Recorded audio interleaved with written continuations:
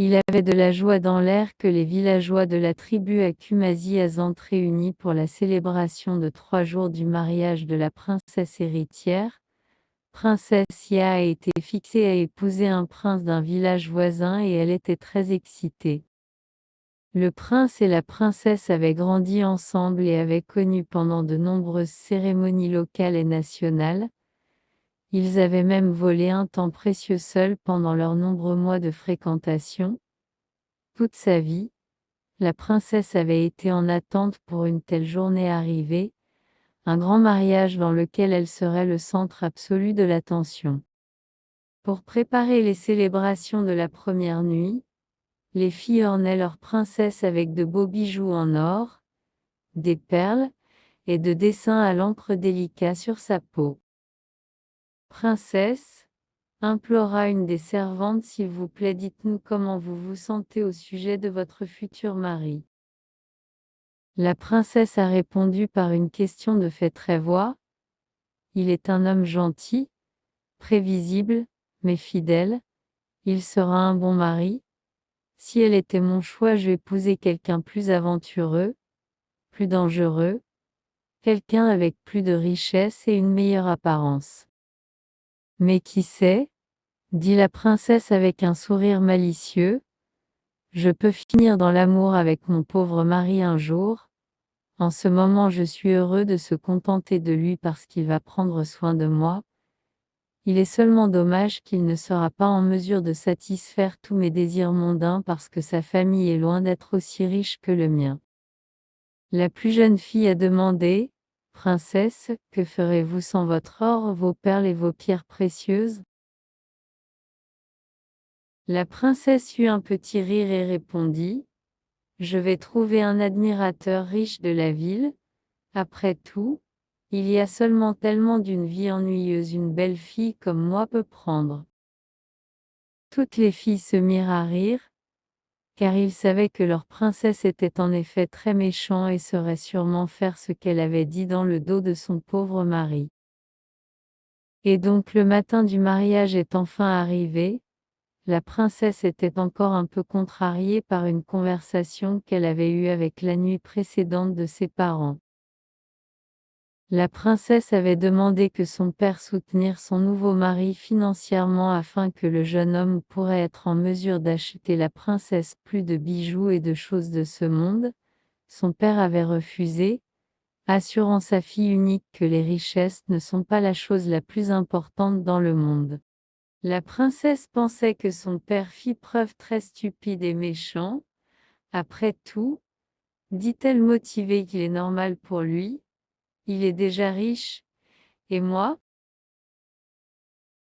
La princesse regarda dans le miroir à son beau corps orné des plus beaux joyaux, puis elle regarda autour de sa chambre de luxe avec des soies fines et mobilier coûteux.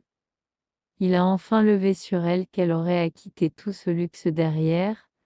Son futur mari était pas pauvre, mais il était pas trop riche et ne pouvait se permettre de la garder dans le luxe auquel elle était habituée. Si seulement un homme riche viendrait me sauver de la vie ennuyeuse qui me attend, pensa la princesse gourmande. Les villageois ont commencé à se rassembler dans le but de voir leur bien-aimée princesse mère. Certains villageois étaient heureux parce qu'ils savaient que le roi et la reine faisaient que la princesse a épousé pour de bonnes raisons et pas seulement pour la richesse. D'autres ne sont pas si heureux parce qu'ils pensaient que la princesse doit épouser un homme riche et important qui contribuerait à mettre leur village sur la carte et les ont reconnus internationalement. Il y avait le silence et l'anticipation parmi la foule que la belle princesse se mit à marcher dans l'allée vers son futur mari, puis le silence a été rompu par le bruit des chevaux approchant. Le village entier a regardé vers les chevaux comme ils sont venus à une halte avant la cérémonie de mariage. Sur le cheval de tête assis là un beau jeune homme. Il portait des bijoux brillants et a été décoré dans les meilleurs tissus. Ses chaussures ont été faites de soie pure, et sa veste a été faite de riches velours incrustés de diamants et de rubis précieux. Le bel inconnu se dirigea vers la foule et se présente comme le prince d'un village lointain. Je suis venu demander la princesse sa main en mariage, a déclaré le bel inconnu.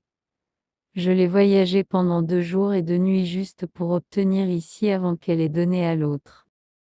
Le roi avança et a examiné de près l'étranger. Je suis sûr que vous êtes qui vous dites que vous êtes jeune homme, mais je ne peux pas donner la main de ma fille à un parfait inconnu. Elle est promise à un autre et est de se marier ce jour. En voyant le bel inconnu vêtu de tous ses plus beaux atours, la princesse a immédiatement demandé si elle pouvait parler avec ses parents en privé. Les villageois ont été laissés à penser à bon ce qui pourrait arriver. Personne ne savait comment cela finirait. Enfin, la princesse et le roi et la reine retournés, le roi a annoncé à contre-cœur que la princesse destinée à épouser le bel inconnu à la place du mari choisi pour elle. Les anciens du village a immédiatement protesté contre un tel acte. Le roi a également exprimé ses propres préoccupations et a insisté pour que le choix de sa fille aurait des conséquences. Si ma fille se ravise et accepte d'épouser l'homme que nous avons choisi pour elle, a déclaré le roi, puis elle va le faire avec la bénédiction de moi-même et tout le village.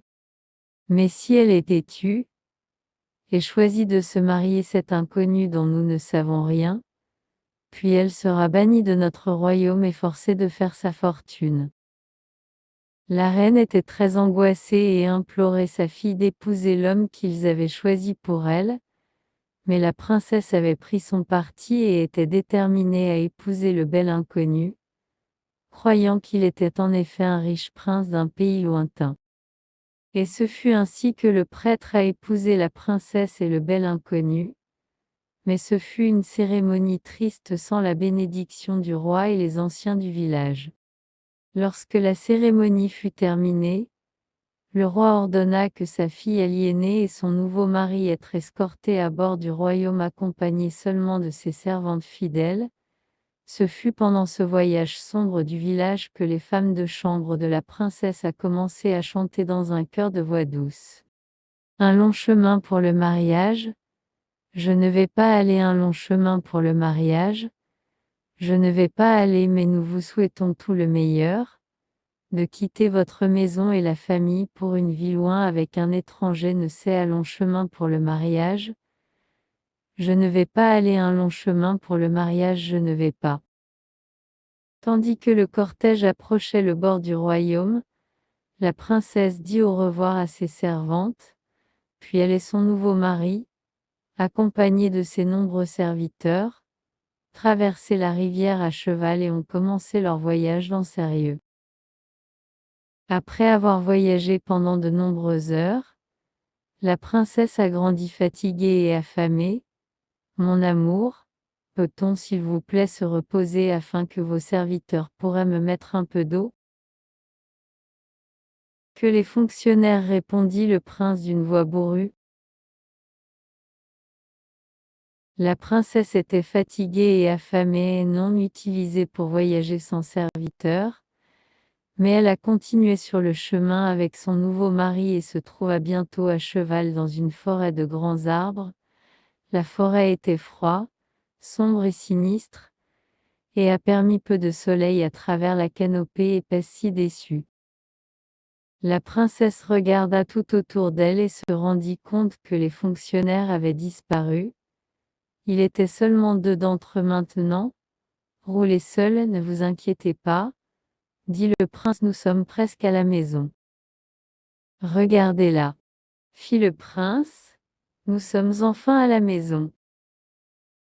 Mais il n'y avait rien d'autre que des arbres tout autour et la princesse était très confuse. Je ne vois rien, mon amour. Comme son nouveau mari descendit de son cheval, il sourit d'un sourire malicieux. Il est drôle comment vous jamais m'a même demandé mon nom, mais vous avez accepté de me marier, qui épouse un homme dont ils ne savent rien.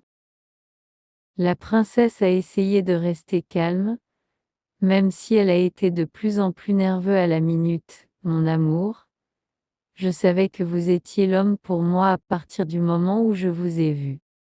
Je pense que vous ne vouliez me marier à cause de mon apparence extérieure, mes regards et mes richesses. Vous avez épousé pour des raisons superficielles, pas de l'amour. La princesse était sans voix que son nouveau mari a continué à se moquer de lui et lui donner des conférences. Je ne suis pas l'homme que vous croyez que je suis, la princesse. En fait, je ne suis pas vraiment un homme du tout. Mon nom est Wolf, et quand la pleine lune se lève, je vais retourner en loup et vous tourner avec moi. Ensemble, nous allons vivre dans cette forêt, charognard pauvre à la fois. Vous voyez, chère princesse, tout ce qui brille est pas or. Vous auriez été plus sage d'écouter vos parents, et les anciens du village qui ont plus d'expérience que vous. Vos yeux sont toujours en quête de quelque chose de mieux, jamais satisfaits de ce que vous savez ou ce que vous avez. Voilà ce qui vous a amené ici pour me ceci est votre destin. La princesse a pleuré toute la nuit. Elle a été maudite à vivre comme un pauvre trésor dans cette forêt, maudit pour devenir un loup à la montée de chaque pleine lune, de ne jamais voir son royaume ou sa famille à nouveau, et tout cela elle a apporté sur elle-même à cause de sa désobéissance et sa nature avide.